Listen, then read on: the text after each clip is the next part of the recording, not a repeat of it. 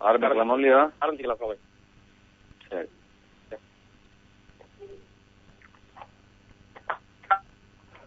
வேதாந்த லக்ஷ்மண முனீந்திர கிருபாத்போதம் தத்பாதயுக்மதரதீர்வபங்கராஜம் த்ரையந்தயுக்மோடி பரிஸ்ரமம் தமோ ஸ்ரீரங்க லக்ஷ்மண முனிம் விஸ்ரணம் பிரபத்யே ஸ்ரீமன்வேதாந்தராமானுஜமுனி கருணாரப்த வேதாந்தயுக்மம் ஸ்ரீமத் ஸ்ரீவாசயோகீஸ்வர குருபதயோரர்ப்பித ஸ்வாத்மபாரம் ஸ்ரீமத் ஸ்ரீரங்கநாதாஹ்வயமுனி கிருபயா பிரார்த்த மோக்ஷாஸ்ரமந்தம் ஸ்ரீமத் வேதாந்த ராமானுஜமுனிமபுரம் சம்ஸ்ரயே தேசிகேந்திரம் பிரணாமம் லக்ஷ்மணமுனிः प्रतिगृह्णातु मामकम् प्रसादयति यत्सूक्ति स्वाधीनपतिकाम् श्रुतिम् वन्दे संयमिनाम् धुरन्धरमहम् मानान्धकारद्रुहा बन्धानम् परिबन्धिनाम् निजदृशारुन्धानमिन्धानया दत्तम् येन दयासुधाम्बुनिधिना पीत्वा विशुद्धम् पयः कालेन करिशैलकृष्णजलदः काङ्क्षाधिकम् वर्षति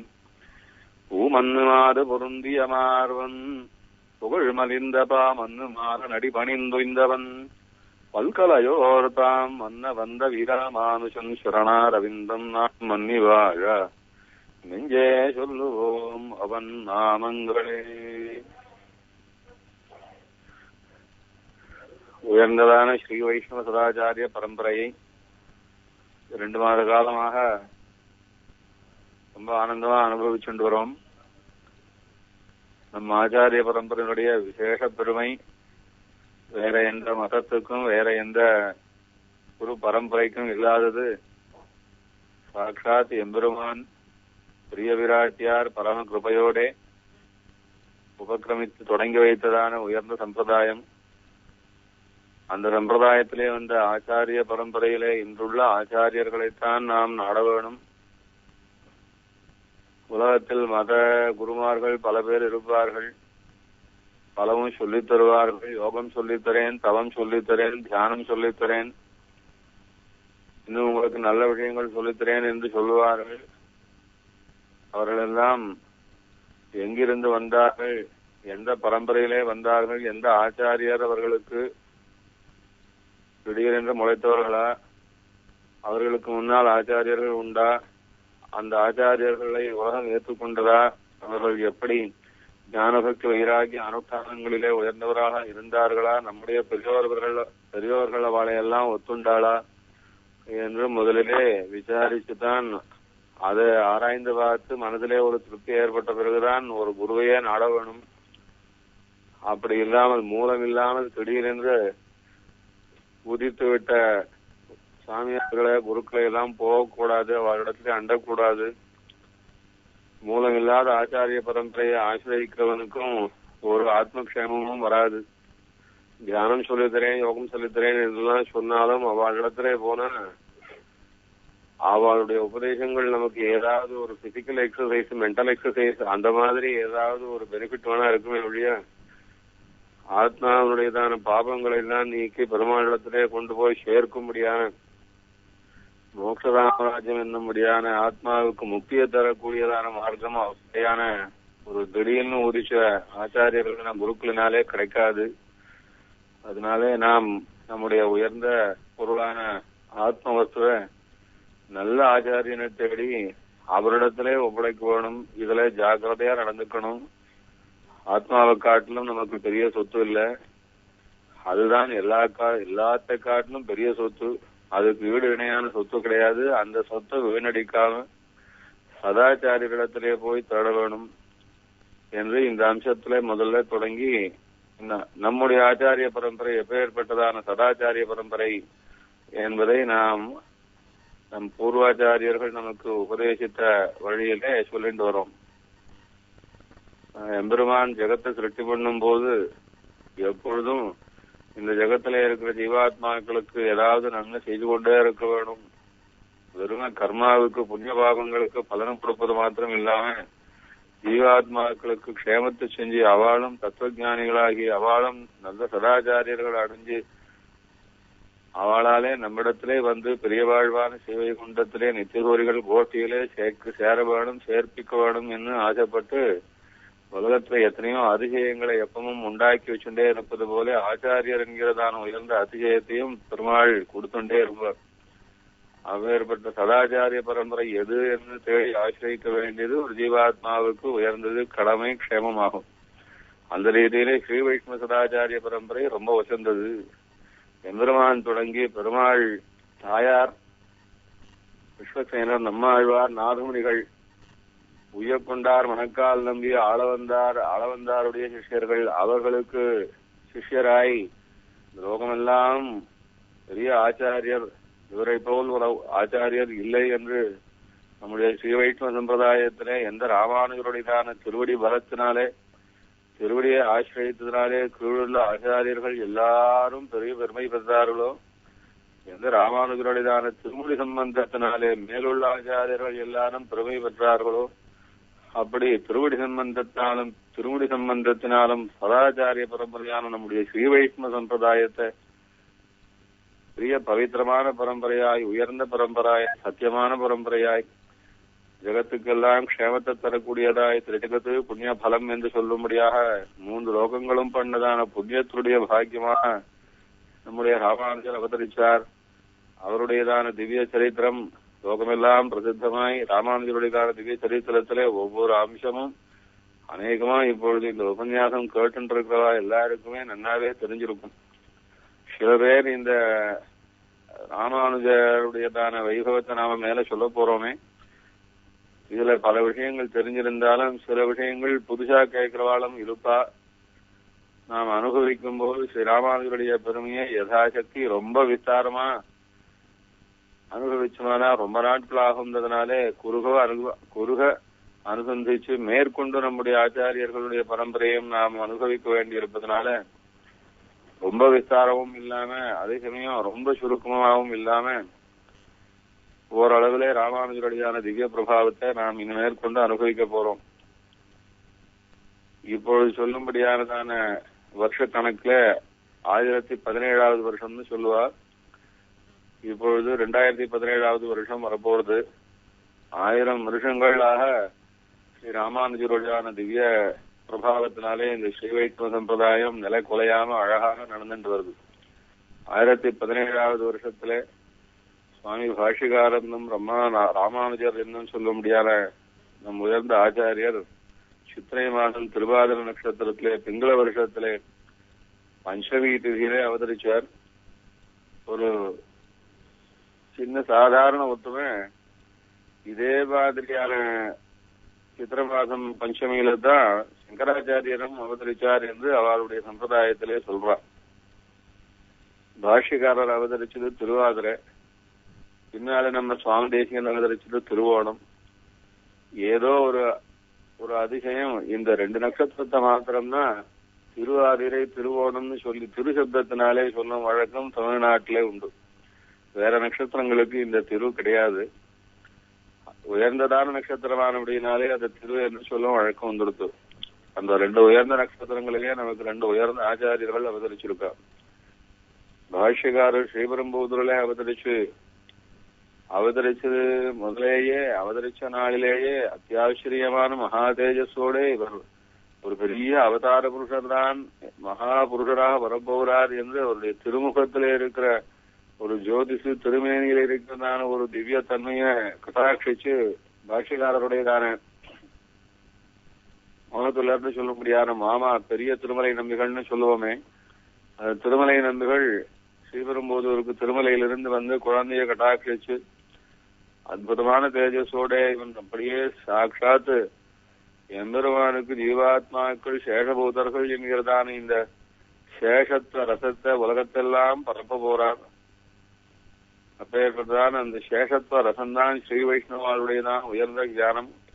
அந்த சேஷத்துவ ரசத்தை எல்லாருக்கும் கொடுத்து நாம் எல்லாம் சேஷபூதாள் பெருமாள் சேஷி என்கிறதான இந்த சேஷ சம்பந்தத்தை எல்லாருக்கும் அத்தியாச்சரியமாக ஊட்டப் போகிறதான பெரிய மகாபுருஷராக அவதரிச்சிருக்கார்.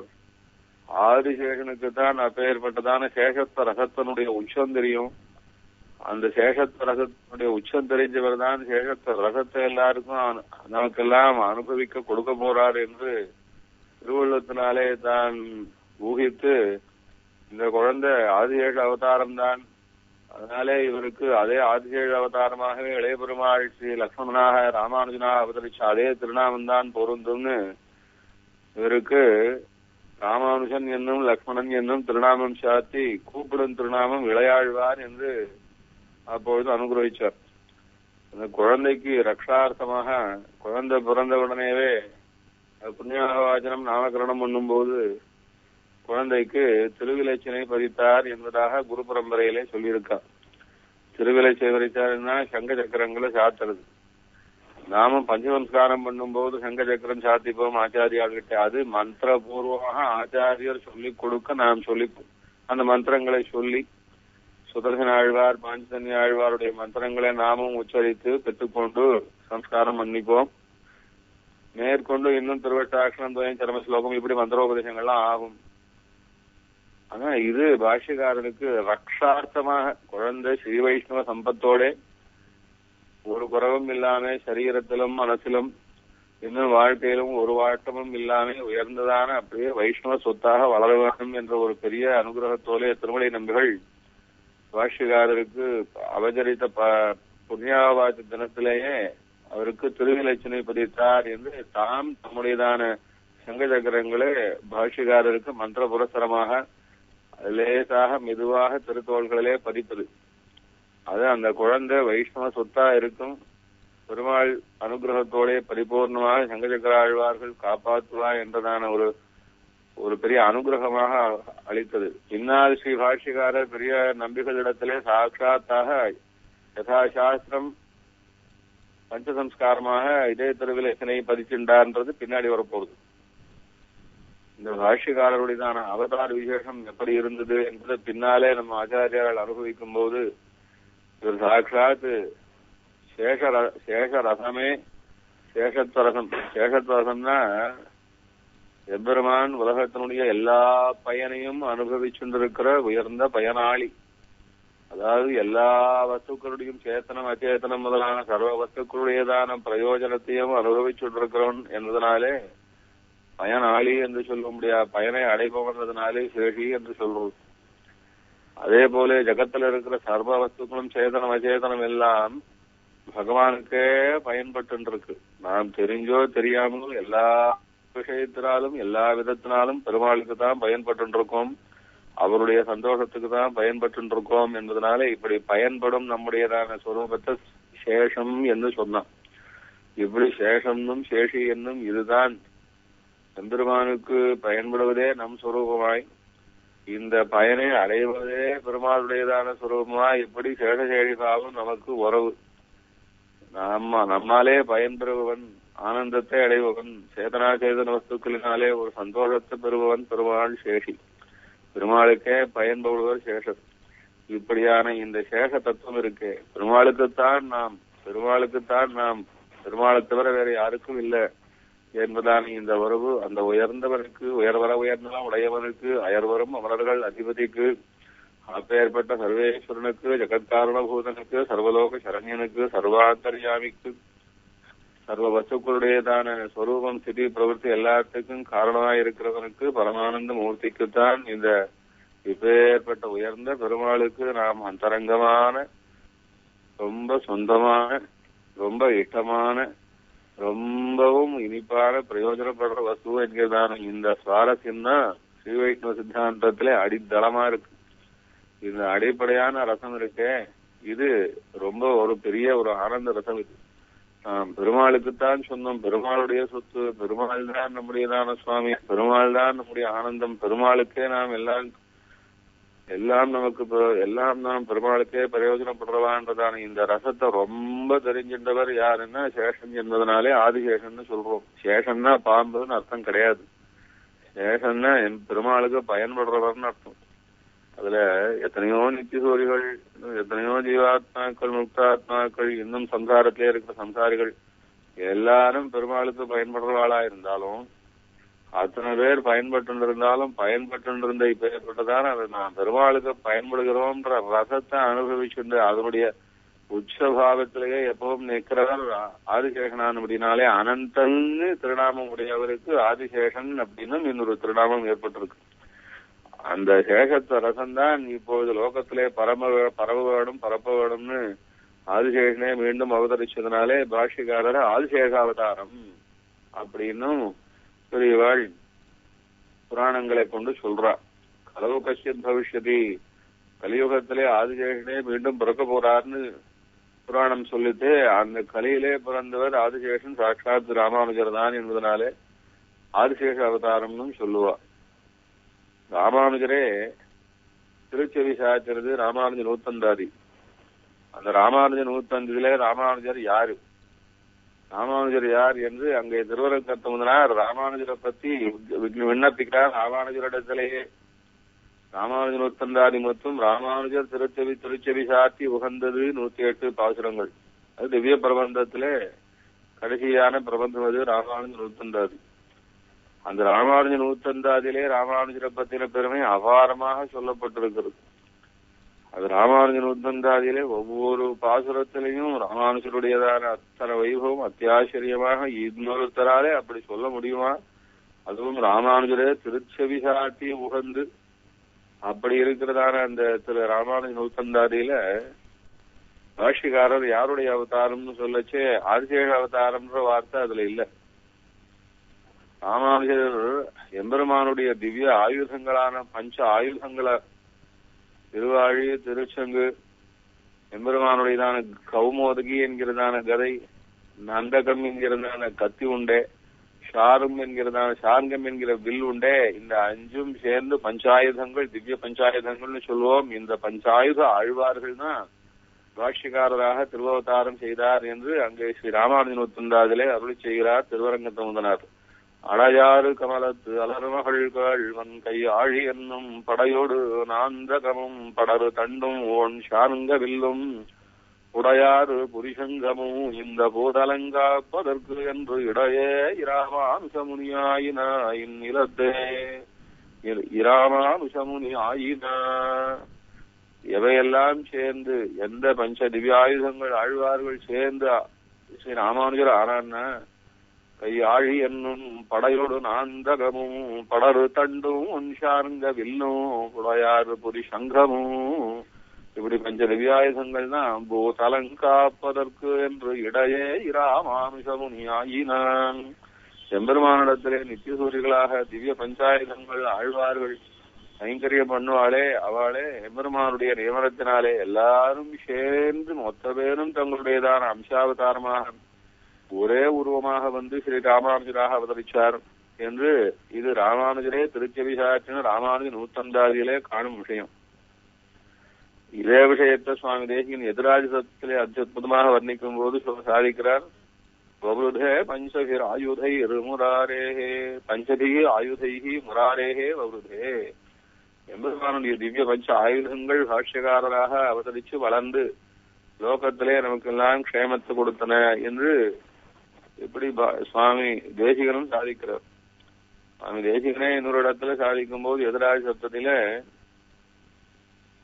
விஸ்வத்ரேனோ யதிபதிரபூத் வேத்ரதாரஸ்திரிதண்டா, எந்த விஸ்வக்சேனனை கொண்டுதான் லோகத்தை நிர்வகிக்கிறாரோ எம்பெருமான், அந்த விஸ்வக்சேனரையே உம்முடைய அம்சாவதாரமாக நீர் அவதரிக்க வேண்டும்னு எம்பெருமானுடைய உத்தரவுனாலே விஸ்வக்சேனர் பாஷ்யக்காரராக வேண்டும்னு சாதிச்சார்னும் சாதிக்கிறார். இன்னொரு இடத்துல சாதிக்கும் போது காஷாயேன கிரகீத வீரவசனா தண்டைத்ரி திருமண்டிதா சாமூர்த்திர் முரமர்தன ஜயதியந்த சம்ரக்ஷிணி யத் பிரக்ஷாவிதீர்த்தவர்திரதியாம் அபியஸ்யதாம் யத்குணான் ஆசிந்தோ ரணிதம் பிரதேச நியதா கீர்த்தி பிரஜாகத்தினஹ. சுவாமி தேசிகன் சாதிக்கும் போது பாஷ்யக்காரர்னா யாருன்னு நினைச்சுங்கோ, சாட்சாத் எந்த எம்பெருமான் முன்னாலே தான் பீத்தகவாடை சாத்திண்டு பீதாம்பரதாரியாக லோகத்திலே எத்தனை அவதாரங்கள் பண்ணியிருக்காரோ அதே எம்பெருமானே பீதாம்பரத்தை களைஞ்சி போட்டுட்டு காஷாயத்தை கொடுத்து கையில திருதண்டத்தை ஏந்தி கொண்டு அத்தியாச்சரியமாக சாட்சாத் பகவத் அவதாரமாகவே ராமானுஜன் நமக்கெல்லாம் அவதரிச்சார் என்று அப்படியும் ஒரு ஸ்லோகத்திலே சாதிக்கிறார். பீதாம்பரத்தை களைஞ்சி போட்டுட்டு காஷாயத்தை சாத்திண்டு சக்கச்சவி சங்க சக்கரங்களை மறைச்சு வச்சுட்டு கையிலே திருதண்டத்தை ஏந்தி கொண்டு ஒரு உத்தம ஆச்சாரியராக சுவாமி பாஷ்யக்காரர் அவதரிச்சார். எப்படியாகும் இதே எம்பெருமான் முன்னால் ஆத்ரேயராக அவதரிச்சு தத்தாத்ரேயராக அவதரிச்சு லோகத்திலே உயர்ந்ததான சன்னியாச ஆசிரமம், சன்னியாசி லட்சணம், சன்னியாசி தர்மம்னா எப்படி இருக்கணும்னு லோகத்திலே பிரச்சாரம் பண்ணி காட்டினாரோ அதே பெருமான் தான் மீண்டும் எப்படி உசந்த சன்னியாசியாக இருக்கணும், எப்படி போலி சன்னியாசியாகலாம் இருக்கக்கூடாது, எப்படியாக்கும் சன்னியாசி உலகத்திலே ஒரு லோகத்துக்கு க்ஷேமத்துக்காகவே சதாச்சாரியராக நடையாட வேணும்னு மீண்டும் லோகத்திலே காட்டிக் கொடுப்பதற்காக அவதரிச்சார்னு அந்த ஸ்லோகத்திலே சாதிக்கிறார். ஆக இப்படி பாஷ்யக்காரருடைய திவ்ய பிரபாவத்தை ஆராயும் போது ஆச்சாரியால் திகச்சு போய் இவர் யாராக இருக்கும்னு நினைச்சா பெருமாளாகவே இருப்பாரோ, பெருமாளுடைய உயர்ந்ததான ஹேதிராஜன் சொல்ல முடியாம சக்கரத்தாழ்வாரோ, சங்காழ்வாரோ, கதையோ, கட்கமோ, ஷார்ங்கமோ என்னெல்லாம் சேர்ந்து இதெல்லாம் சேர்ந்து ஒரு மூர்த்தியோ, இல்ல சாட்சாத் எம்பெருமானுடையதான எல்லா கைங்கரியங்களிலும் தானே ஈடுபட்டு சென்றால் குடையாம், இருந்தால் சிங்காதனமாம், நின்றால் மறுபடியாம், நீழ்களொள் என்னும் புனையாம், மணி விளக்காம், பூம்பட்டாம், புல்கு மணையாம், திருமார்க்கரவு என்று ஆழ்வார்கள் அனுசரித்த ரீதியிலே எல்லா விதமான கைங்கரியங்களையும் பெருமாளுக்கு செய்து கொண்டு பெருமாளுக்கு பாதுகையாக, பெருமாளுக்கு சாத்திக் கொண்டும் பீதாம்பரமாக, பெருமாள் சாத்திக்கிறதான கிரீட்டமாக, திருவடியிலே சாத்திக்கிற பாதுகையா இருக்கட்டும், திருவடியிலே சாத்திக்கிற கிரீட்டமா இருக்கட்டும், திருமேனிலே சாத்திக்கிற திவ்யா ஆபரணங்களாக இருக்கட்டும், பெருமாள் சாத்திக்கிறதான பீதாம்பரமாகத்தான் இருக்கட்டும்,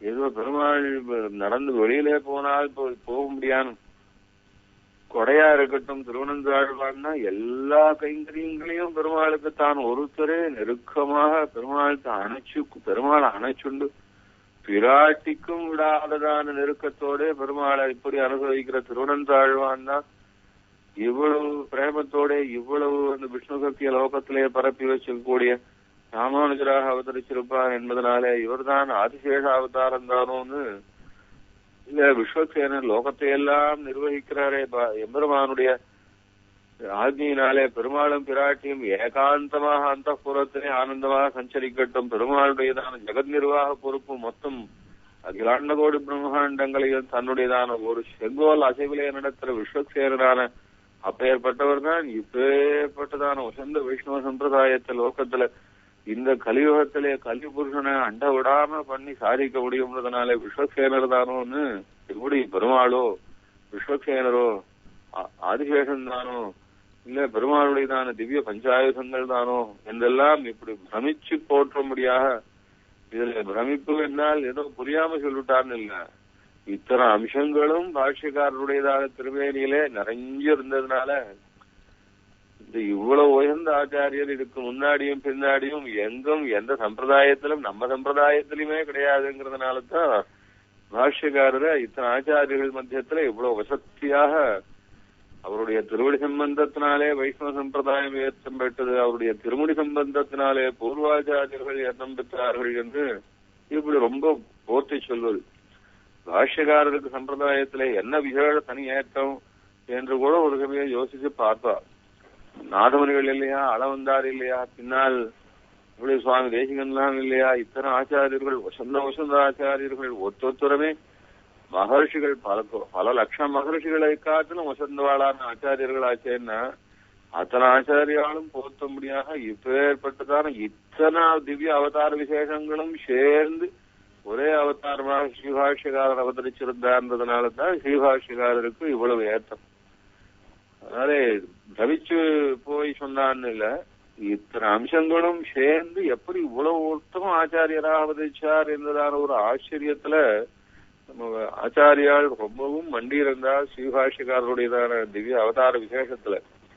இப்படி அவதார விசேஷமா இருந்தது போக அவதரிச்சால் எப்படி தெய்வமாகவே வாழ்ந்து காட்டுவது என்று இல்லாம எப்படி ஒரு மனுஷராக சதாச்சாரியராக பொதுமக்களிடத்திலே எப்படி சாமானியராக வளர்ந்து அவர்களிடத்திலே பகவத் பக்தியை ஊட்டி விசிஷ்டாத்வைத சம்பிரதாயத்தை பரப்பி சத் சம்பிரதாயமான பிரபத்தி சாஸ்திரத்தை அவர்களுக்கு காட்டி கொடுத்து ஊட்டி கொடுத்து வளர்த்து கொடுத்து எப்படி ஆகும் ஸ்ரீராமன் அவதரிச்ச போது ஒரு சாதாரண ஒரு சக்கரவர்த்தி குமாரனாக அவதரிச்சு தானும் சில கஷ்டங்கள் நஷ்டங்கள் சோகங்கள் எப்படியான பல விஷயங்கள் எல்லாம் தான் நடத்தி காட்டி பிராட்டியை பிரிவதும் அழுவதுமாக எங்கே போனாள் பிராட்டி என்று தெரியாமல் ஒரு வருஷம் கதறினான் போல இப்படியெல்லாம் எப்படி பெருமாள் அவதரிச்ச போது சில தர்ம சம்ஸ்தாபனார்த்தமாகவும் துஷ்ட நிகிரகார்த்தமாகவும் சாதுக்களை ரட்சிக்கிறதுக்காகவும் எத்தனையோ அபிநயங்கள் எல்லாம் செய்து காட்டுவாரோ அதுபோல ஸ்ரீ ராமானுஜருடையதான திவ்ய சரித்திரத்திலையும்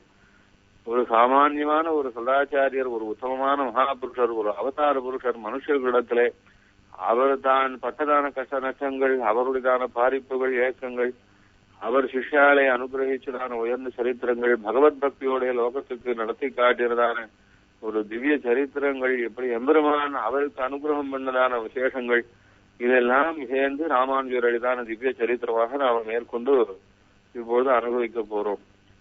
சாட்சாத் எம்பெருமான் அவதரிச்சாலும் பிராட்டி அவதரிச்சாலும் நித்தியசூரிகள்லாம் வந்து அவதரிச்சாலும் கூட இங்கே பூமியிலே வந்து அவதரிக்கும் போது பூமியிலே தானும் ஒருவர்களாக இருந்து மக்களோட கலந்து மக்களுக்கு நல்ல வழிகாட்ட வேண்டும்னு அவர்களுக்கு மத்தியத்திலே தான் ஒரு உத்தமமான ஒரு புருஷனாகவோ இல்ல உத்தமமான ஸ்திரீயாகவோ பிராட்டி எப்படி உத்தமமான ஸ்திரீயாக சீதையாக இருந்து காட்டினாலும் அப்படியாக்கும் ஸ்ரீபாஷ்யகாரரும் ஒரு உத்தமமான மகாபுருஷராக ஆச்சாரிய புருஷராக பல திவ்யமான சரித்திரங்களை நடத்தி காட்டி போயிருக்கிறார்.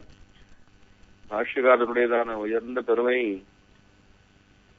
பலப்பலவாக ஆச்சாரியர்கள் ரொம்பவும் அனுபவிச்சிருந்தாலும் நாம் சில விஷயங்களை மாத்திரம்தான் மேற்கொண்டு அனுபவிக்க போறோம். நம்முடைய மொத்த சதாச்சாரிய பரம்பரையினுடைய பெருமையை அனுபவிக்க வேண்டி இருப்பதனாலேயும் பாஷ்யகாரருடையதான விசாரமான சரித்திரத்தை மகான்கள் பெரியவாரிடத்திலே நிறைய கேட்டிருப்பான்றதுனாலையும் சுருக்கமாக எடுத்துட்டு போகிறோம்.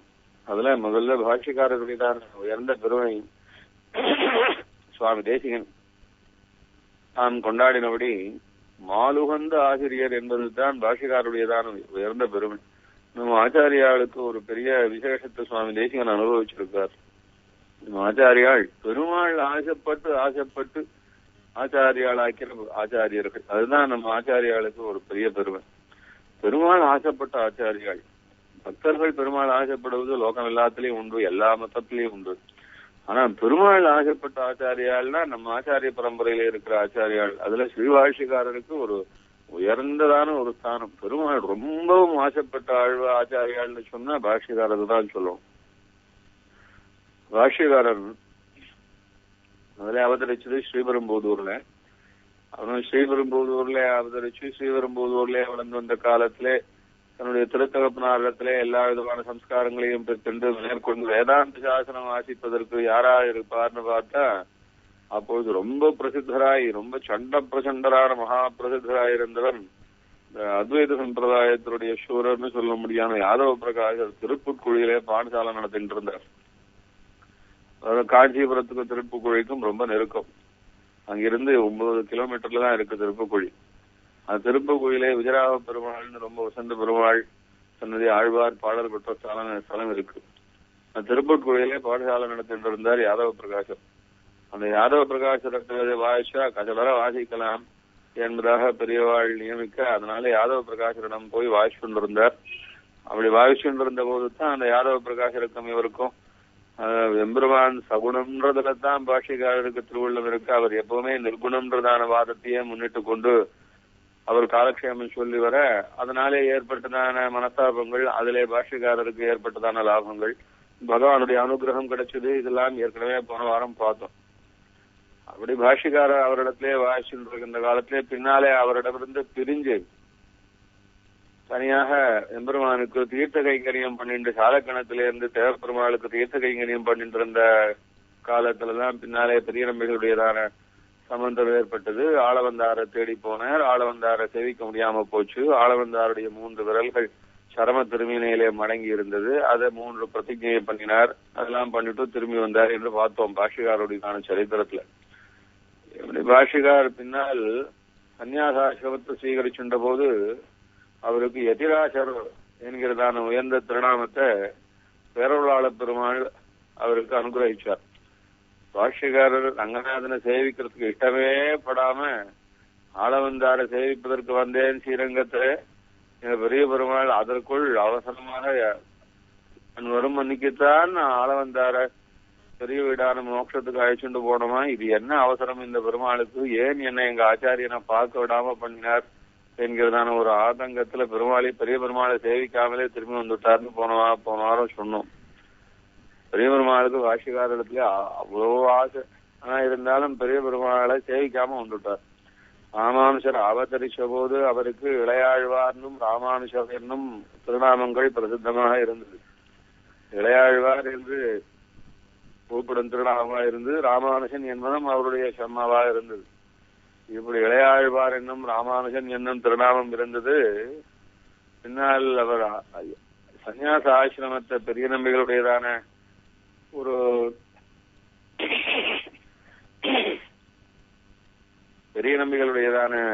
அனுகிரகத்தை பெற்று சன்னியாச ஆசிரமத்தை ஸ்வீகரிச்ச போது காஞ்சிபுரத்துலதான் அவருக்கு சன்னியாச ஆசிரமம் நடந்தது. அந்த சன்னியாச ஆசிரமத்தை பாஷ்யக்காரர் ஸ்வீகரிச்ச போது இவர் இனிமேல் உயர்ந்த சன்னியாசியாக இன்னும் 90 வருஷங்கள் இருக்க போறார் என்பதை திருவள்ளம் பத்தி எம்பெருமான் யதிராசர் என்று திருநாமம் சாத்திரனாக சொல்றார். யதிராசர் என்றதான் திருநாமம் ஸ்ரீ தேப்பெருமாள் அனுகிரகிச்சதான திருநாமம். அவதரிச்சது ராமானுஜராய். அப்போது ராமானுஜரா அவதரிச்ச போதே பெரிய விசேஷங்கள் எல்லாம் அவருக்கு நடந்தது. அதை இன்னும் பின்னாடி சொல்ல போறோம். ராமானுஜருக்கு எதிராசர் ஆகிட்டார்.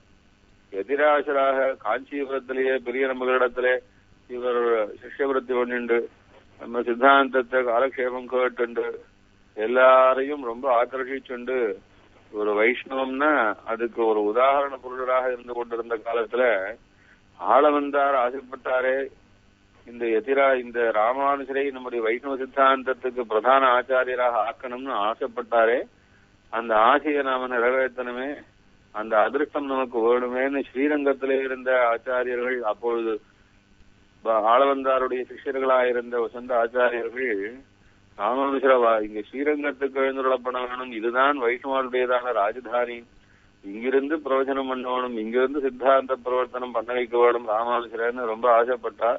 அதுல ரொம்ப ஆசைப்பட்டதுல ஆளவந்தாருடைய திருக்குமாரரான திருவரங்க பெருமாள் அரையர்னு சொல்லும் ஆளவந்தார் ஆழ்வார், அவர் இதற்காக ரொம்ப பிரயத்தனப்பட்டார். நம்முடைய திருத்தகப்பனாராய் ஜெகத்விக்யாதரான ஆச்சாரியராய் எழுந்துள்ள ஸ்ரீ ஆளவந்தாருடையதான திருவுள்ளம் ராமானுஜரை இங்கு ஸ்ரீரங்கத்துக்கு எழுந்துள்ள பண்ணி உயர்ந்த ஆச்சாரியராக்கணும்னு ஆசை. அதற்காக எம்பெருமானிடத்திலே விஞ்ஞாபிச்சு பெரிய பெருமாளுடைய உத்தரவு வைத்துண்டு தேவப்பெருமாள் சன்னதியில தேவப்பெருமாளிடத்திலே விஞ்ஞாபிச்சார். இப்படி பெரிய ஸ்ரீரங்கத்துக்கே வரமாட்டேன் என்று ஒரே பிடிவாதமாக ராமானுஜர் இருக்கார். அங்கு ராமானுஜரை தந்தருள வேணும், ஸ்ரீரங்கத்துக்கு அனுப்பி அருள வேணும், சித்தாந்தத்தை ராஜதானியான ஸ்ரீரங்கத்திலிருந்து பிரவர்த்திப்பிக்கிறதுக்கு ராமானுஜருக்கு நீர் உத்தரப்பட வேண்டும். திருவரங்க பெருமாளறியர் பெருமாளிடத்திலே தான் பிரார்த்திச்சார்.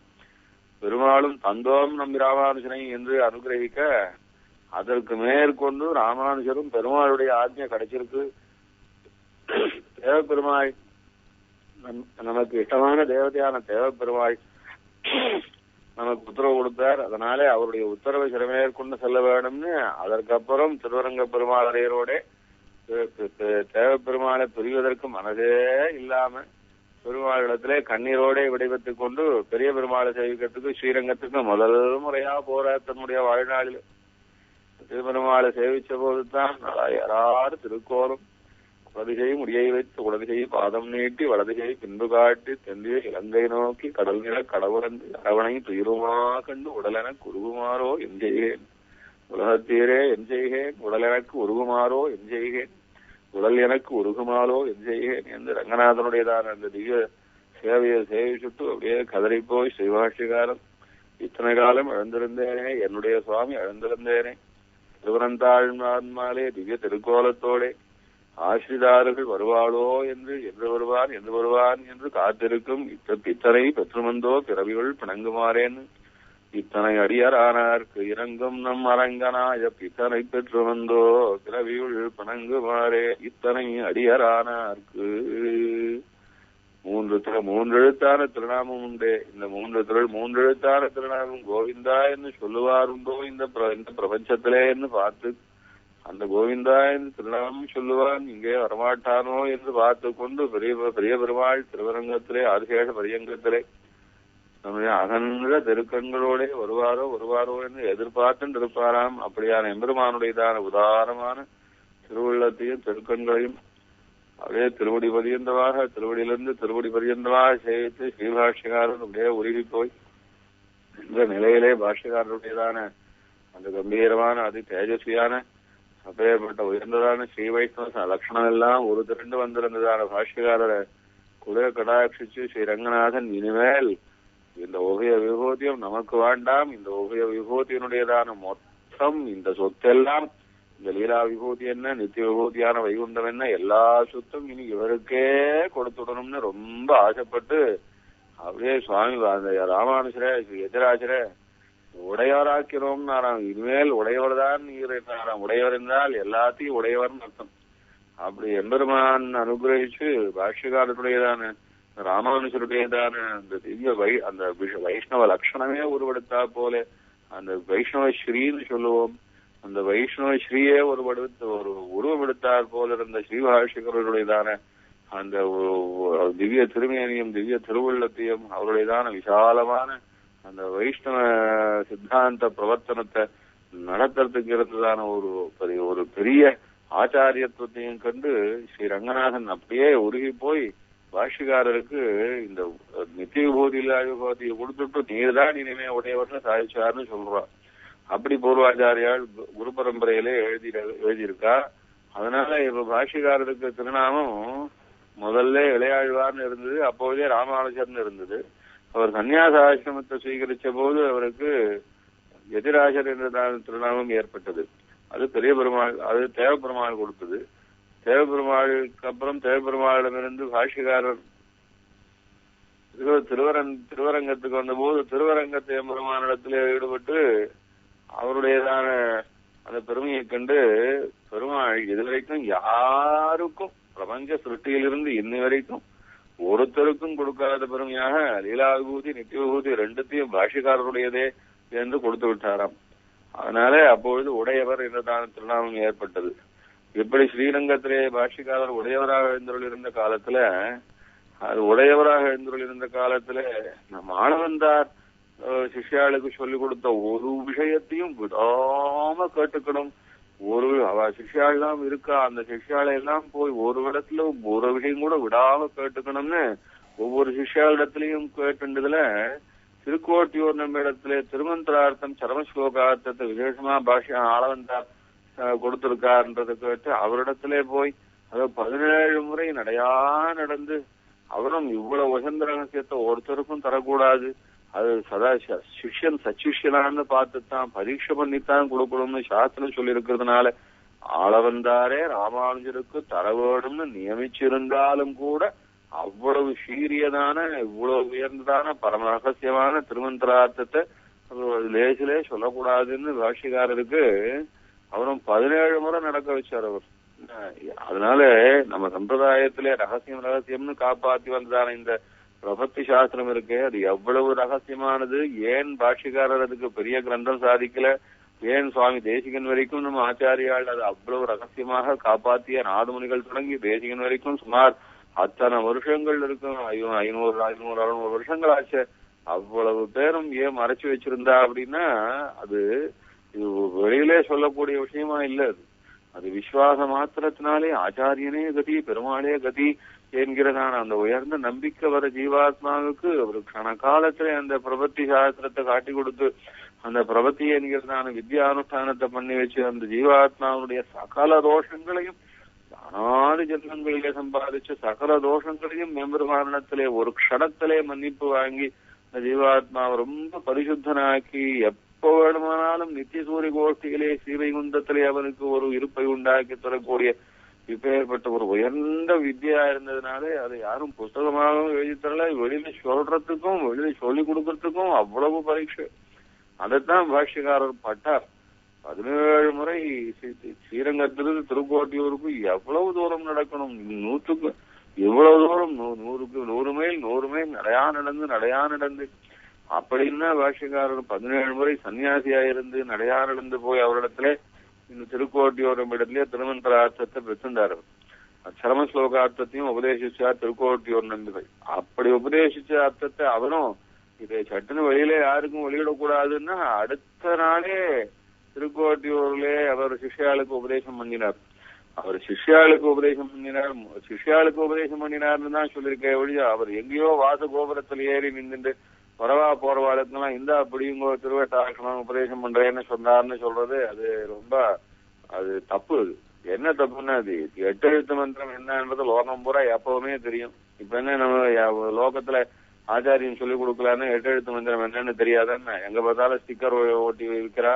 ஆத்துல பாபா வாசல்லயே ஸ்டிக்கர் ஓட்டி வச்சுட்டு இருக்கா. கோவில்ல போறா, எல்லா கோவில்லையும் கேசட்டை போட்டு திருவட்டாட்சணம் ஒழிக்கிறது. 8 எழுத்து மந்திரம் என்னன்னு தெரியாதான்னு ஆழ்வாரே சொல்லி வச்சிருக்காரு. 8 எழுத்தும் ஓதுவார்கள் வல்லர் வாழ வானம் ஆளவேன்னு. அது என்ன 8 எழுத்து? நமோ நாராயணாயவன்னு. பெரிய பெரிய ஆழ்வார் ஆரம்பிங்க நமோ நாராயணாயவன்னு அவர் என்ன பல்லாண்டுல எடுத்து காட்டி விட்டார். அதனால 8 எழுத்து மந்திரம் என்ன அப்படின்னு சொல்றது பிரணவத்தவனா பெரிய ஆச்சாரியால் வெளியில சொல்லி காட்ட மாட்டாளே ஒழி மீதி 7 எழுத்து எல்லாம் லோகம் பூரா எல்லாம் தெரிஞ்ச விஷயம் தானே. அதனால 8 எழுத்து மந்திரத்தை ராமானுஜர் லோகத்துக்கெல்லாம் சொன்னார் அப்படிங்கிறது அதெல்லாம் சாஸ்திரத்துக்கு விரோதம். அது ரகசியமாவே சொல்ல வேண்டியது. ரகசியம்னு பாஷிகாரர் இவ்வளவு தூரம் காப்பாத்தி வச்சு அதுக்கு ஒரு கிரந்தம் கூட சாதிக்காம பரவடிச்ச பாஷிகாரர் போய் கோபுரத்து மேல ஏறி கூவினார் அப்படின்னு சொல்றது தப்பு இருக்கு. என்னதான் அர்த்தம்னா முதல்ல திருக்கோட்டியூர்ல அந்த இடத்துக்கு போயிருந்தவாளுக்கு தெரியும். திருக்கோட்டியூர்ல வெளிகோபுரத்துல ஏறி கூவினார்ன்றது ஒன்னும் கிடையாது. அது கோவிலுக்குள்ளேயே அது 3 அடுக்கு அந்த சன்னதி. அது 3 அடுக்கு. அந்த 3 அடுக்குன்னு கீழே ஒரு நிலை மேல ஒரு நிலை அப்படி 3 நிலை இருக்கிற கர்ப்ப கிரகமா இருக்காது. அந்த சன்னதியை போய் சேவிச்சு வாழ்க்கை தெரியும். அதுல பாஷ்யக்காரர் 2வது நிலை கோபுரத்திலே இருந்து அவர் கோவிலுக்குள்ளேயே இருந்து அதான் அங்க கவனிக்கணும். இப்பவும் எங்க இருந்து பாஷ்யக்காரர் திருவட்டாட்சணம் சொன்னதா சொல்றாரோ அந்த இடத்துல பாஷிகாருடைய சிலையை அங்க பிரதிஷ்டை பண்ணி வச்சு இங்க இருந்துதான் திருவட்டாட்சணம் சொன்னார் அப்படின்றது அந்த லோக்கல்ல போனா கதையா அந்த சரித்திரத்தை சொல்லி அங்க எல்லாம் காட்டி கொடுக்குறாங்க. அந்த இடம் கோவிலுக்குள்ளேயே 2வது நிலையில இருக்கு. அந்த 2வது நிலையிலே இருந்து பாஷிகாரர் சொன்னார்னா 2வது நிலையில இருக்கிற அந்த சன்னதி வாசல்ல பாஷிகாரர் சிஷ்யர்களுக்கு சொல்லியிருக்கார். ஆனா அதையுமே என்ன பண்ண ஊருக்காக அவர் கூவினார்னு சொல்றா. அங்கே ஊருக்காக கூவினார்னா கோவிலோ பெரிய கோவில், அதுவும் கீழ்நிலையோ தாண்டி மேல்நிலையில வந்தான்னா மேல்நிலையிலிருந்து கீழ்நிலை மாத்திரமே தெரியுது. அதுக்கு கீழே கோவிலுடைய பிராகாரத்தினுடைய தரையே தெரியல. அத கீழ்நிலை மாத்திரம்தான் கீழ்நிலையினுடைய மேல்தளம் மாத்திரம்தான் தெரியுது. அந்த கீழ்நிலையில மேல்தளத்துல மிஞ்சி போனா ஒரு 150 பேர் இல்லைன்னா ஒரு 200 பேர் தான் நிக்க முடியும். அது மாதிரியான இடம் தான் அது. அதுக்கும் கீழே இருக்கிறதான கோவில் பிராகாரத்தினுடைய தரை அந்த தரையே தெரியல. அதுக்கப்புறம் தள்ளி மதில் தெரியுது, அதுக்கப்புறம் ஊர் தெரியுது. அதுவும் நல்ல ஒசரத்துல எங்கேயோ இருக்கு. அது அங்கிருந்து அந்த காலத்துல மைக்கும் கிடையாது, ஒன்னும் கிடையாது. கூவினா உடனே ஊர் ஊரா கேட்கறதுக்கு. அங்கிருந்து கூவினா என்ன கேட்கும் அப்படின்னா ரொம்ப உறக்க கூவினா கூட எவ்வளவு பெரிய குரல் இருக்கிற கூவினாலும் கூட கோவிலுக்குள்ளதான் கேட்கும். கோவிலுக்கு வெளியில எல்லாம் ஒன்னும் கேட்காது. அப்படியே கோவிலுக்குள்ள கேட்கறதா இருந்தாலும் பாஷ்யக்கார் திருமுகத்தை பார்த்துட்டு கேட்டுக்கணும்னு சொன்னா அந்த நிலையில முதல் நிலையில பேர் இருப்பா பாருங்க. கீழ்நில தளத்துல இருந்து பார்த்தாதான் தெரியும். அந்த கீழ்நில தளத்துல எத்தனை பேர் ஏற முடியும், ஏறிப்பாடான்றதும் அங்க போறதுக்கு வசதி இருக்கான்றதுமே விசாரிக்கணும். அதனால இதெல்லாம் ரொம்ப சங்கடமான ஒரு சந்தர்ப்பங்கள். இதுல போய் பாஷ்யக்காரர் கூவினார் அப்படின்னு சொன்னான்னா அங்க மொத்தமா நிஜமாவே அந்த கீழ்நிலையில் தளத்துல இருந்து கேட்டவா மொத்தம் ரொம்ப இருந்தான்னா கூட ஒரு 200 பேர் தான் கேட்டிருப்பா. இன்னொன்னு அந்த கீழ்நிலையில் தளத்துல யாரும் வந்து போற இடமும் கிடையாது. அது ஏகாந்தமான ஒரு இடம் தான். அதனால பாஷ்யக்காரர் கோவினார்னு சொன்னா அந்த இடத்துல போய் அந்த சிச்சுவேஷன் அந்த லோக்கல் சிச்சுவேஷனை பார்த்தான்னா தெரியும். பாஷ்யக்காரர் ஒன்னும் அப்படியே பொது ஜனங்கள் எல்லாம் போற வரவன் எல்லாம் இது அதாவது வர்ணாசிரம தர்மத்தை கொஞ்சம் கூட பார்க்காம யார் யாருக்கோ கூவிட்டாருன்னா யாருமோ தான் அந்த காலத்து கோவிலுக்குள்ள அளவே பண்ண மாட்டான். அது எப்படியா இருந்தாலும் இந்த சாதுர்வர்ணியம் பிராமண கஷத்திரிய வைசிய சூத்திர ஆளுக்கு மாத்திரம்தான் அந்த காலத்துல கோவிலுக்குள்ள என்ட்ரியே அலவுடு. இந்த காலத்துல தான் எல்லாரும் கோவிலுக்குள்ள வர முடியும். அப்பெல்லாம் அதெல்லாம் கிடையாது. அதனால எல்லா சாஸ்திரத்தையும் வச்சு சந்தர்ப்பத்தையும் வச்சு அந்த இடத்தையும் பார்த்தா பாஷ்யக்காரர் தன்னுடைய சிஷியர்களுக்கு அந்த 2வது நிலையில இருந்து சொல்லியிருக்கலாம். அது கூட குரு பரம்பரையை சொல்லிச்சு தெற்காழ்வான் திருவோலக்கத்திலே சாதித்தார் என்பதாக சொல்லியிருக்கு. அந்த தெற்காழ்வான்னு ஒரு வார்த்தை நிருசிம்மனுக்கு நம்ம சம்பிரதாயத்திலே உண்டு. அதனால அங்க நிருசிம்மன் சன்னதியிலே சொல்லியிருப்பாரோ என்னவோ அப்படின்னு. அந்த நிருசிம்மன் சன்னதியும் அங்க இது சொல்லப்புற கோபுரத்துல இருக்கான்றதெல்லாம் ஒண்ணும் கிடையாது. அதனால அங்கதான் திருக்கோட்டியூர்லதான் நம்பியினிடத்துல கேட்ட அர்த்தத்தை நம்பி யாருக்கும் சொல்ல வேண்டாம் அப்படின்னு சொல்லி வச்சிருந்தத உடனே மறுநாளே சிஷ்யாளுக்கெல்லாம் சொல்லிவிட்டார். அது சிஷ்யாளுக்கு சொன்னதுக்கே நம்பிக்கை கோபம். நான் இவ்வளவு ரகசியமா உன்னை 17 வருடம் நடக்க வச்ச விஷயத்த கேட்ட உடனே இப்படி எல்லாருக்கும் வாரி அரைச்சுட்டியா அப்படின்னார். அவரு எல்லாருக்கும் வாரி அரைச்சுட்டியாரு சொன்னது சிஷ்யாளுக்கு கொடுத்ததுக்கே அவர் எல்லாருக்கும் வாரி அரைச்சுட்டியான்னு கேட்டுட்டார். அவர் அந்த மாதிரியான மனப்பக்குவம் அவருக்கு.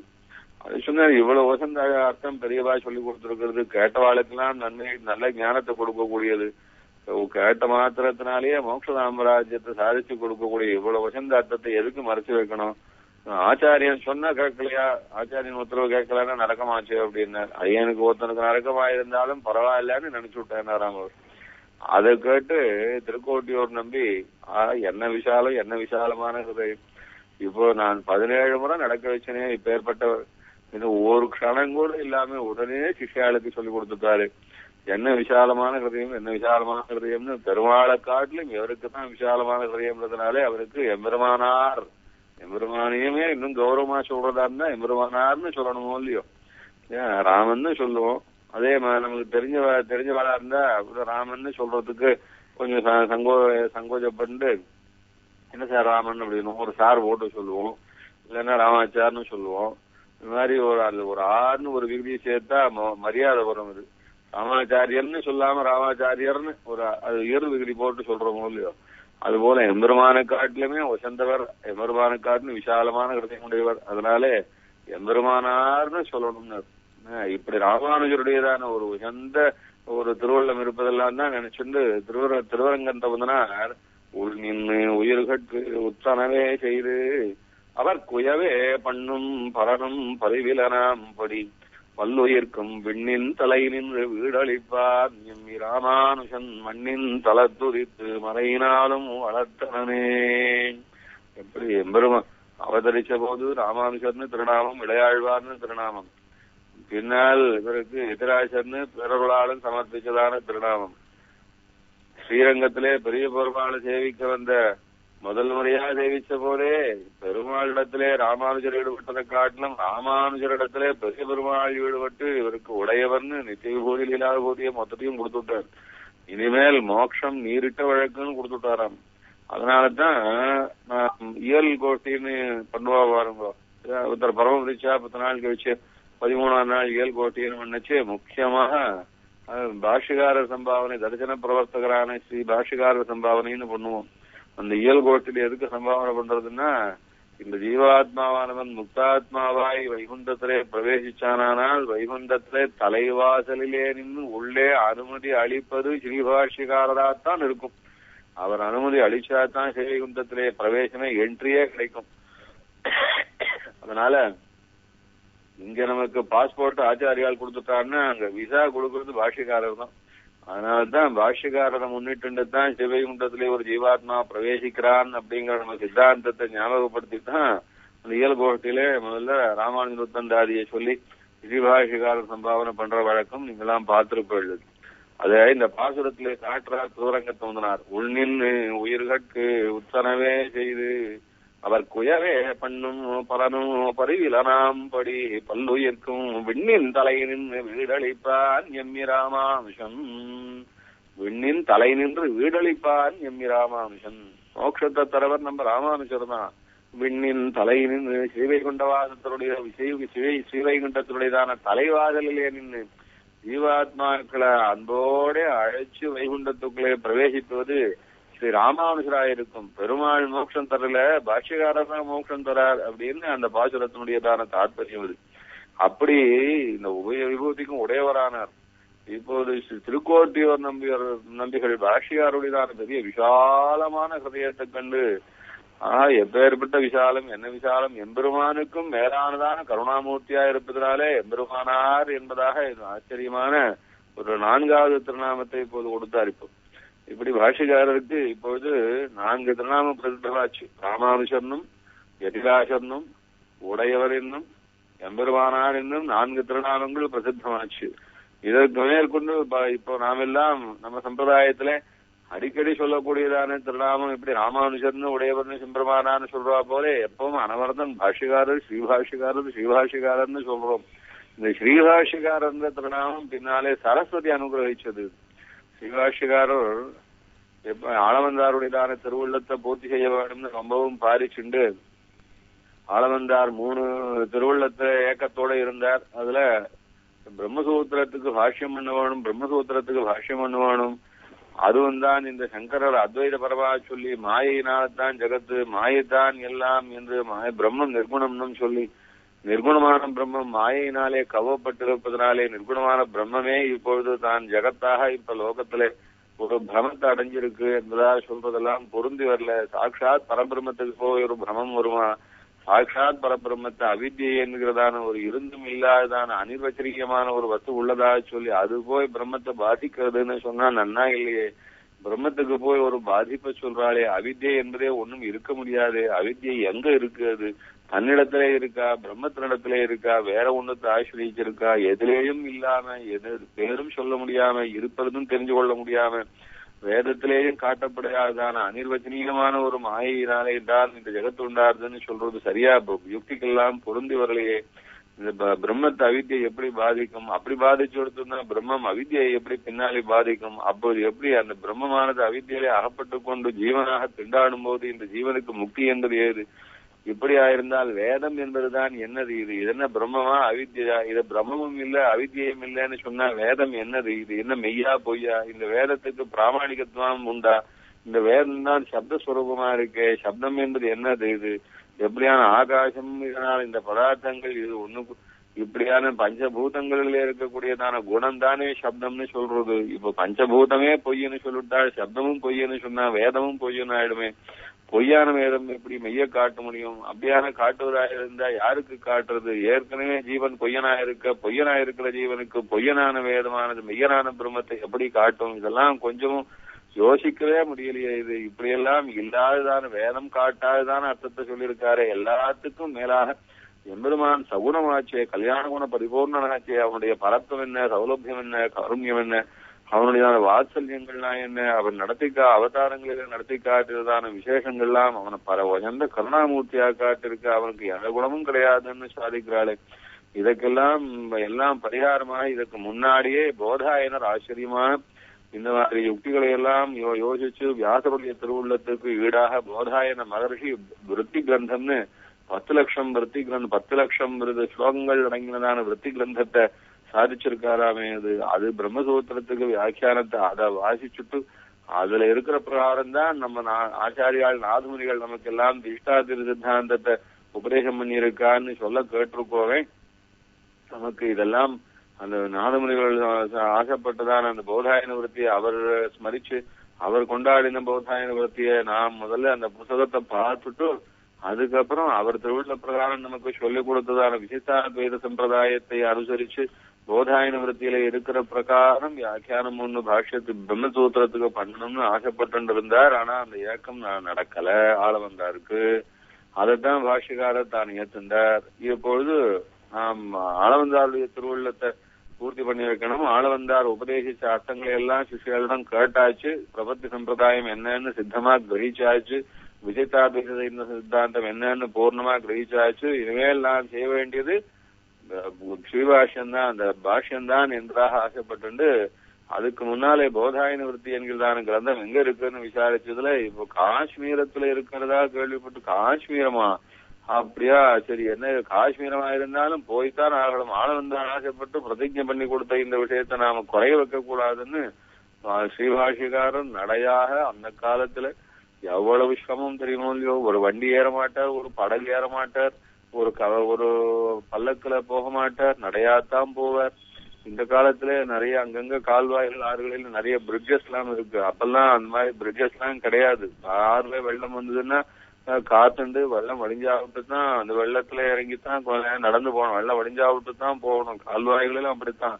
இப்படியாக இதுல படகுல போற வழக்கம் கிடையாது சன்னியாசிகள் அக்காலத்துல. அதனால இவ்வளவு சிரமப்பட்டு அதுவும் நடையாக அதுவும் எந்த பந்தோபஸ்தும் இல்லாதான் அந்த காலத்துல எப்படியாக்கும் காட்டு வழி, மலை வழி, நதி வழி எல்லாத்தையும் தன்னுடைய திருவடி நோக நடந்து போய் அன்றி உலகம் வளர்ந்தாய் அடிபோற்றின்னு ஆண்டாள் கொண்டாடினதுக்கு இந்த அர்த்தம் உண்டுன்னு சொல்லுவா.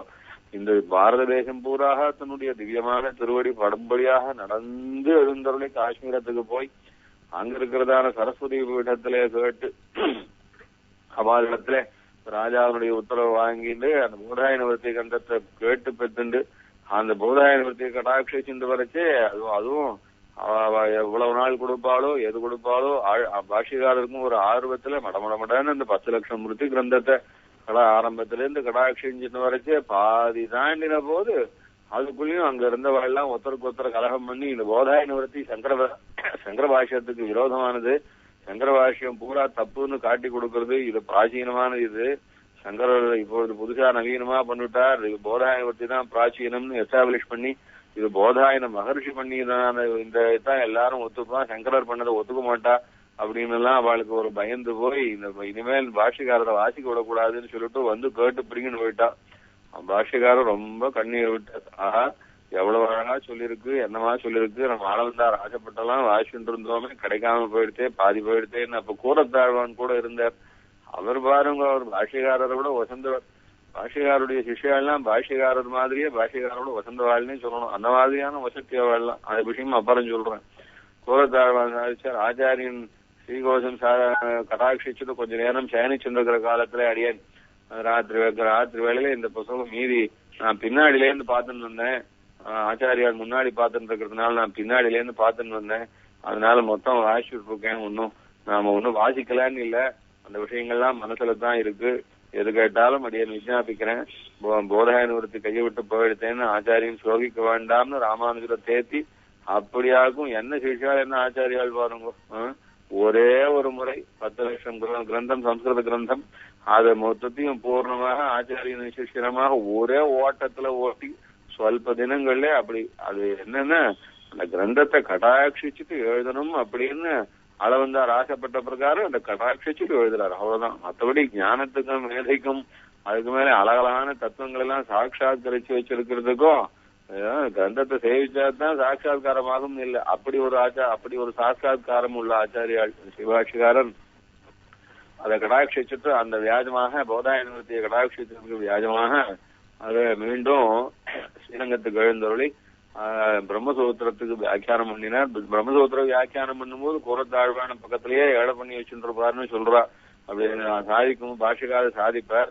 நடாது ஒரு ஆழ்வான்னு ஒரு சிஷ்யர் பாஷிகாருடையதான பிரிய பாகினேயர்னு வருவான்னு சொல்லுவா. அவர் பின்னால சொல்றேன்.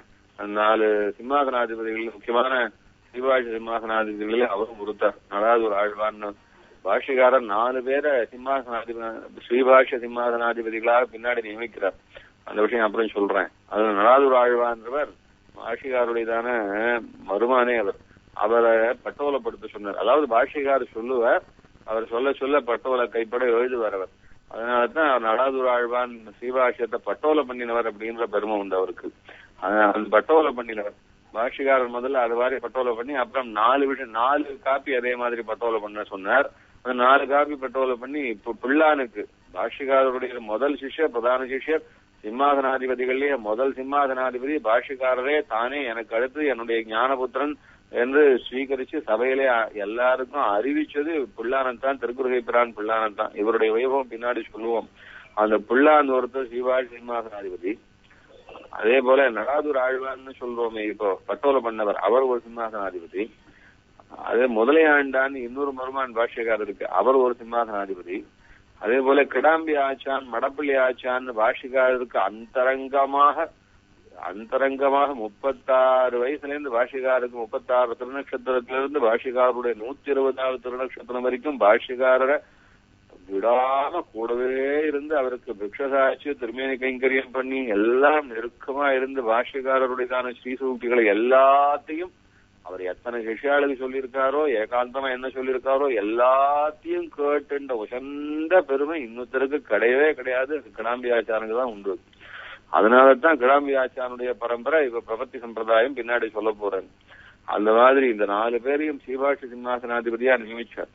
அந்த மாதிரி இந்த ஸ்ரீபாஷ்யத்தை பட்டோலை பண்ணி அவளுக்கு எல்லாம் காப்பி கொடுத்தாரு, உபதேசம் பண்ணினார். அதெல்லாம் பின்னாடி சொல்றேன்.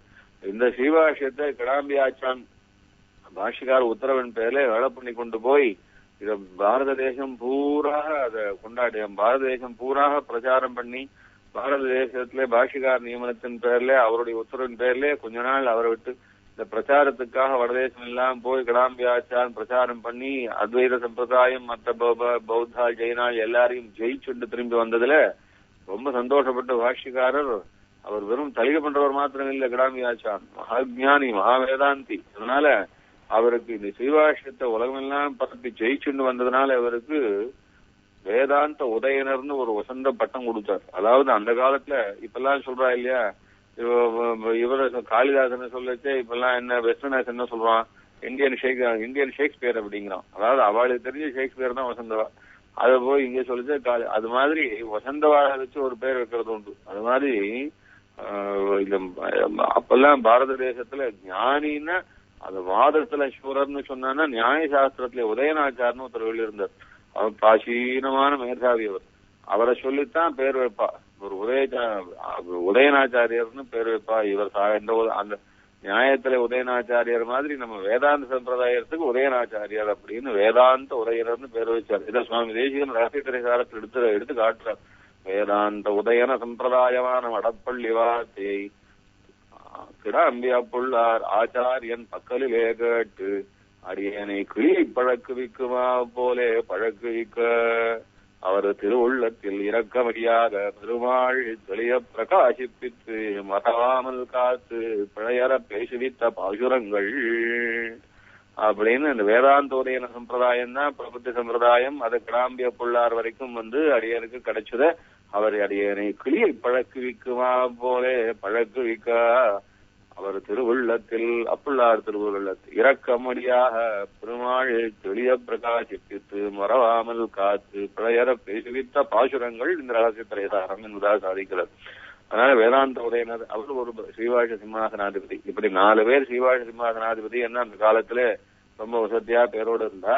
இந்த விஷயங்கள்லாம் அப்புறம் சொல்றேன். பாஷ்யக்காரர் ஸ்ரீபாஷ்யம் அருளி செய்து அந்த அருளி செய்ததான ஸ்ரீபாஷ்யத்தை மீண்டும் சரஸ்வதி பீடத்திலே கொண்டு போய் அங்க மீண்டும் பாஷ்யக்காரர் வடதேச யாத்திரையா போய் சரஸ்வதி பீடத்திலே இந்த கிரந்தத்தை காட்டி வாதம் பண்றதுக்காக எடுத்துட்டு போனார்னோ அந்த சரஸ்வதி பீடத்துல இந்த ஸ்ரீபாஷ்யத்தை சமர்ப்பிச்ச போது அங்க இருந்த சரஸ்வதி பீடத்தில் இருந்த சாட்சாத் சரஸ்வதி தேவியானவள் தன்னுடைய ஆராத்திய மூர்த்தியாக தான் ஆராதிச்சு கொண்டிருந்ததான தன வாக்தேவதையான தனக்கும் வாக்தேவதையான ஹயக்ரீவ பெருமாளை தான் ஆராதிச்சிருந்த ஹயக்ரீவ பெருமாளை ரொம்ப பாஷ்யக்காரிடத்திலே ஒரு ஆசைப்பட்டு இந்த ஹயக்ரீவ பெருமாளுடையதான ஞானம் எல்லாம் உமக்கு தான் தகும்னு சொல்லி அப்படியே கொடுத்துட்டதாகவும் அந்த ஹயக்ரீவ மூர்த்தி தான் பின்னாலே பாஷ்யக்காரர் ஆராதிச்சு அந்த பாஷ்யக்காரரிடமிருந்து சுவாமி தேசிகனுக்கு சுவாமி தேசிகனிடமிருந்து பிரம்மதந்திர சுதந்திரஜியருக்கு அவரிடமிருந்து இப்பொழுது பரகாலமிடத்திலே ஆஸ்தானத்திலே நித்தியமூர்த்தியாய் ஆராத்திய தேவதையா எழுந்தருள் இருக்கான் என்பதாக சம்பிரதாயத்திலே எழுதியிருக்கார். அப்பொழுது அந்த சரஸ்வதி தேவியானவள் பாஷ்யம்னா இதுதான் பாஷ்யம். இது பிரம்மசூத்திரத்துக்கு இதுதான் பாஷ்யம். எத்தனை கிரந்தங்களுக்கு எத்தனையோ எல்லா சூத்திரங்களுக்கும் பாஷ்யம் இருக்கு. வியாக்கரண சூத்திரத்து இருக்கு, நியாய சூத்திரங்களுக்கு இருக்கு, மீமாம்சா சூத்திரங்களுக்கு இருக்கு, தர்மசாஸ்திரங்களுக்கு சூத்திரம் இருக்கு. எல்லா சூத்திரங்களுக்கும் எத்தனையோ பேர் பாஷ்யம் பண்ணிருந்தாலும் பிரம்மசூத்திரத்துக்கும் எவ்வளவு பேர் பாஷ்யம் பண்ணிருந்தாலும் பிரம்மசூத்திரத்துக்கு இந்த பாஷ்யத்துக்கு இருக்கிறதான ஏத்தம் வேற ஒரு பாஷ்யத்துக்கும் வராது. இதுலதான் அந்த ஞானத்தினுடையதான உச்சத்தை பார்க்க முடிகிறது. இதுதான் தத்துவமானதான ஞான பிரகாசனமான கிரந்தம்ன்றதுனால இந்த பாஷ்யம் தான் பாஷ்யம்னு இதுதான் ஸ்ரீபாஷ்யம்னு. அதனால இந்த ஸ்ரீபாஷ்யம்ன்றதான திருநாமம் பிரம்மசூத்திரத்துக்கு முதல்ல பிரம்மசூத்திர பாஷ்யம் தான் பேரு. ஆனா அந்த பிரம்மசூத்திர பாஷ்யத்துக்கு ராமானுஜ பாஷ்யம்ன்ற பேரை தான் மறைஞ்சு பாஷ்யக்காரருடையதான பாஷ்யம் அவ்வளவு வசதின்றதுனால இதுதான் ஸ்ரீபாஷ்யம்னு. ஸ்ரீனா எல்லாத்துக்காட்டிலும் ஏற்றமான ஒரு வார்த்தை. சம்ஸ்கிருதத்தை ஸ்ரீன்னு சொன்னான்னா சகல விதமான மங்களம் சகல விதமான பெருமைகளும் நிறைஞ்ச ஒரு அக்ஷரமான அப்படின்னால அந்த அக்ஷரத்தை முன்னிட்டு கொண்டு இந்த பாஷ்யத்துக்கு பெருமையை சரஸ்வதி தேவி அப்பொழுது தெரிவிச்சாள்ன்றதுனாலே ஸ்ரீபாஷ்யம்னு பேரு. அதனாலே பின்னாலே ஸ்ரீபாஷ்யக்காரர்னே பேர் ஏற்பட்டு நம்ம சம்பிரதாயத்திலே பாஷ்யக்காரருக்கு இன்னும் பல திருநாமங்கள் இருந்தாலும் முக்கியமான 5 திருநாமங்கள் அவதாரத்தின் போது இளையாழ்வார்னும் ராமானுஜர் என்னும் பிரசித்தியாக எழுந்தருளிருந்தார். சன்னியாசாசிரமத்தை சுவீகரித்த போது பேரருளாளன் திருநாமம் சாத்தினது எதிராஜர் என்கிறதான திருநாமம். பேரருளாளனுடைய உத்தரவின் பேரிலே பெரிய பெருமாள் சின்னத்திலே பாஷிகாரர் திருவரங்க பெருமாள் அரையர் அழைச்சு கொண்டு வர, திருவரங்க பெருமாள் அரையர் கொண்டு வந்து பெரிய பெருமாளிடத்திலே சேர்த்த போது பெரிய பெருமாள் பாஷிகாரரிடத்திலே ஈடுபட்டு அவருக்கு உடையவர் என்கிறதான வசந்த திருநாமத்தை கொடுத்தார். அந்த உடையவர் என்கிற திருநாமத்துக்கு அப்புறம் திருக்கோட்டியூர் நம்மிடத்திலே ஸ்ரீபாஷிகாரர் ரகசியார்த்தங்களை எல்லாம் கேட்டபோது ரகசியார்த்தங்களை அவர் பெரிய உதார மனசோட இவ்வளவு வசந்த ரகசியமானது ஜீவாத்மாக்கள் எல்லாருக்கும் வேணும்னு உடனே வெளிப்படுத்தினதான காருண்யத்தை கண்டு திருக்கோட்டியூர் நம்பி எம்பெருமானை காட்டிலும் உசந்தவர் என்றதான பெரிய உயர்ந்த உதார குணத்தோடு வந்ததுனாலே எம்பெருமானார்னு திருநாமம் சாத்தினார். அதனாலே நம்முடைய சம்பிரதாயத்துக்கு எம்பெருமானார் தரிசனம் என்றே ஒரு வழக்கமான பேர் வந்துவிட்டு, அதற்கும் அப்புறம் ஸ்ரீபாஷ்யத்தை பாஷிகாரர் அருளை செய்த போது பிரம்மசூத்திர பாஷ்யத்துக்கு ஸ்ரீபாஷ்யம்னே பேர் தகும்னு சரஸ்வதி தேவி அனுகிரகிச்சதுனாலே அவருக்கு ஸ்ரீபாஷ்யக்காரர் என்கிறான திருநாமம். இப்படி விசேஷமாக 5 திருநாமங்கள் ஏற்பட்டது பாஷிகாரருடையதான திவ்ய சரித்திரத்திலே. அவருக்கு அந்த சரித்திரம் செல்ல செல்ல வசந்த திருநாமங்கள். இந்த 5 திருநாமங்களினாலும் நாம் இந்த பாஷிகாரர் ரொம்ப கொண்டாடுறோம். இதுல ரொம்ப வசந்ததான திருநாமம் எது என்னால் அது திருவரங்க தமுதனார் சாதிக்கும் போது 5லேயும் ராமானுஷந்த திருநாமம் விசேஷம் என்று அவர் திருவரங்க தமுதனாருக்கு திருவள்ளுவர். அதனாலதான் அதுக்கு ராமானுஷன் நூத்தந்தாதின்னு பெயர் சாத்தி இந்த ராமானுஷந்ததான திருநாமத்துக்கு இருக்கிற ஏற்றத்தை குறிச்சுதான் ராமானுஷந்த திருநாமம் பாஷ்யக்காரருக்கு மற்ற திருநாமங்கள் எல்லாம் காட்டிலும் ரொம்ப ஆழமானதான் அர்த்தம் முடியுது. ஒவ்வொரு திருநாமமே ஆழமா இருந்தாலும் ராமானுஷந்த திருநாமம் ரொம்ப ஏற்றமான ஆழத்தை உடையது என்றதை திருவள்ளம் பற்றித்தான் பின்னாலே சுவாமி தேசிகனுக்கு தனியன் சாதிக்கும் போது ஆச்சாரியா ராமானுஜதயா பாத்திரம் ஞான வைராகிய போஷணம் என்பதாக சாதிச்சார். அதுவும் இதே போல ராமானுஜன் திருநாமம் உசத்தி, எதிராஜன்றதான திருநாமம் உசத்தி, இப்படி பல திருநாமங்கள் இருக்கிறதா ஈடுபாட்டினால்தான் திருவரங்கத்து முதனார் ராமானுஜர் என்று சாதிக்கும் போது சுவாமி தேசிகன் எதிராஜ சப்ததி என்பதாக எதிராஜன்ற திருநாமத்தில் ஈடுபட்டார். அதே போல அதே சுவாமி பல இடங்களிலே சாதிக்கும் போது பாஷ்யக்காரர் சாதிக்கச்சே பாஷ்யக்காரர்னு கூட சாதிப்பார். பாஷ்யம் பண்ணது தானே என்ன அமிர்தமான பாஷ்யத்தை சாதிச்சு விட்டார் என்று பாஷ்யத்தை பிரவச்சனம் பண்றதுல தனக்கு இருக்கிறதான ஒரு ருச்சியில பாஷ்யக்காரர் என்று ரொம்ப பல காலம் எடுப்பார். இப்படி எம்பெருமானார் உடையவர் பாஷ்யக்காரர் ராமானுஷர் இப்படி எல்லா திருநாமங்களையும் அப்பப்போது ஈடுபட்டு ஆச்சாரியால் பல முறையும் அதே இந்த திருநாமங்கள் 5ல ஏதாவது ஒண்ணு சந்தர்ப்பங்களே கையாண்டுதான் நமக்கெல்லாம் அனுகிரகிச்சிருக்கா. அதுல ராமானுஷந்த திருநாமத்துக்கு இருக்கிற ஏற்றத்தை கருதி திருவரங்க தமுதனார் பூமன்னு மாத பொருந்தியமாறுவன் புகழ் மலிந்த பாமன்னு மாறனடி மணிந்துய்ந்தவன் பல்கலையோர் தாம் அன்னவந்த இராமானுஷன் சரணாரவிந்தம் நாம் அன்னிவாழ நெஞ்சே சொல்லுவோம் அவன் நாமங்களே. ராமானுச்சந்திரன் திருநாமத்தை சொல்லுங்க, ராமானுச்சந்திர திருநாமத்தை சொல்லுங்க. பெருமாள் திருநாமத்தை காட்டணும் ரொம்ப வசந்தது ராமானுஷன் என்கிறதான திருநாமம் என்று ராமானுஜன் 29 ராமானுஷன் திருநாமத்தை அப்படி ஆதரிச்சு சொல்றார். அதனால எப்படி ராமானுஷன்றதான திருநாமம் ஏற்ற முடியாது. ஒவ்வொரு திருநாமம் இதுக்கு உள்ள ஏற்றங்கள் எல்லாம் பின்னாடி நாம பார்க்க போறோம். இன்னைக்கு இந்த உபன்யாசத்தை முடிச்சுக்கிறோம். இன்னும் பல விஷயங்கள் சொல்ல வேண்டியிருக்கு. எல்லா விஷயங்களிலும் ஏற்றம் இருக்கு.